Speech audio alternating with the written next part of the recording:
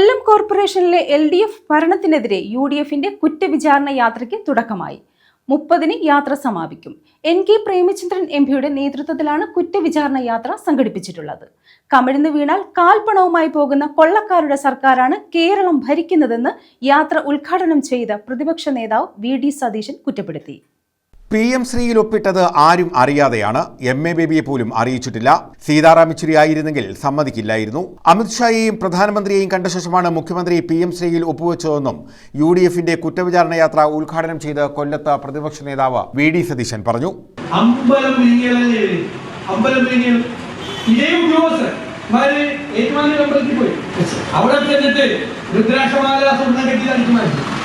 പിന്നെ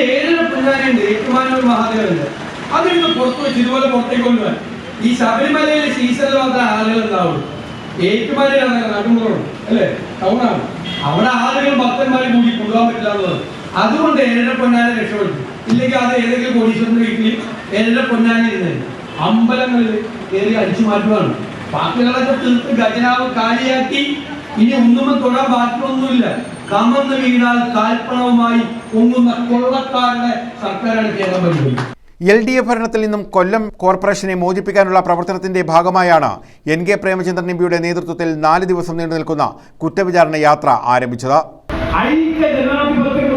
സംസ്ഥാന സമിതിയുടെ മേൽനോട്ടത്തിലും നിയന്ത്രണത്തിലും നിർദ്ദേശത്തിലും അടിസ്ഥാനത്തിൽ കൂടിയാണ് ഈ ജാഥയും പുനർപ്രചരണ പരിപാടികളും തെരഞ്ഞെടുപ്പുമായി ബന്ധപ്പെട്ട പ്രവർത്തനങ്ങളും ഗൗരവത്തോടുകൂടി നമ്മൾ ഈ കോർപ്പറേഷൻ തെരഞ്ഞെടുപ്പ് ഉൾപ്പെടെയുള്ള പഞ്ചായത്ത് മുനിസിപ്പൽ കോർപ്പറേഷൻ തെരഞ്ഞെടുപ്പിനുള്ള പ്രാധാന്യത്തെ കാണണം.